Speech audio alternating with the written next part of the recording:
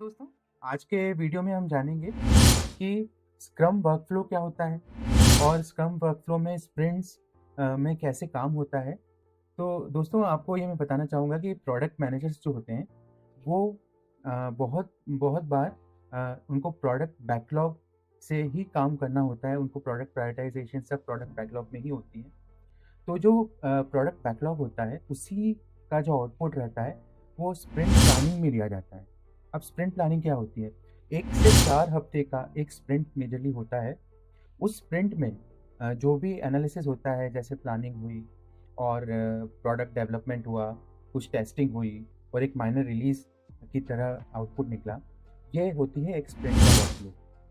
तो पहले स्प्रिंट की सबसे पहले प्लानिंग होती है, फिर स्प्रिंट प्लानिंग हो जाएगी तो एक डिफाइंड स्प्रिंट बैकलॉग बनाया जाएगा कि हम 1 से 4 वीक में ये पर्टिकुलर बैकलॉग को हैंडल करेंगे।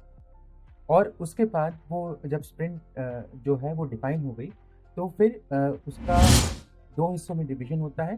पहला होता है एक जो स्प्रिंट बैकलॉग वो अभी ले रहे हैं, और एक पोटेंशियल बैकलॉग जो कि आगे की फर्दर स्प्रिंट्स में उनको लेना होगा, वो टेंटेटिव होता है।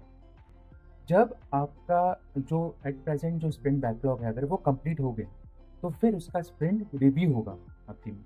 जब स्प्रिंट रिव्यू में पता चला कि जैसे 80 to 90% काम हो गया है, तो वो जो बचा हुआ 10 to 20% है, और जो स्प्रिंट का जो फीडबैक गया है वो सेकेंड स्प्रिंट में जाएगा। तब अगर स्प्रिंट रिव्यू आपका सक्सेसफुल हुआ, तो आपका जो सेकेंड स्प्रिंट की शुरुआत में जो जो प्लानिंग होगी वो बहुत बेहतर तरीके से होगी। अब दोस्तों, स्प्रिंट में कितनी टीम्स इन्वॉल्व होती हैं? तो सबसे ऑब्वियस है कि प्रोडक्ट ओनर इन्वॉल्व होंगे स्प्रिंट मीटिंग्स में, और स्क्रम मास्टर होंगे, और टीम मेंबर्स होंगे। जब मैं टीम मेंबर्स बोल रहा हूँ तो वहाँ पे डेवलपर्स, क्यूए, इनकी बात कर रहा हूँ। तो ये तीनों एक स्प्रिंट टीम बनाते हैं, और जब एक साइकिल एग्जीक्यूट हो जाती है तो इन लोगों का जो फीडबैक होता है वो भी सेकेंड स्प्रिंट की प्लानिंग में जाता है।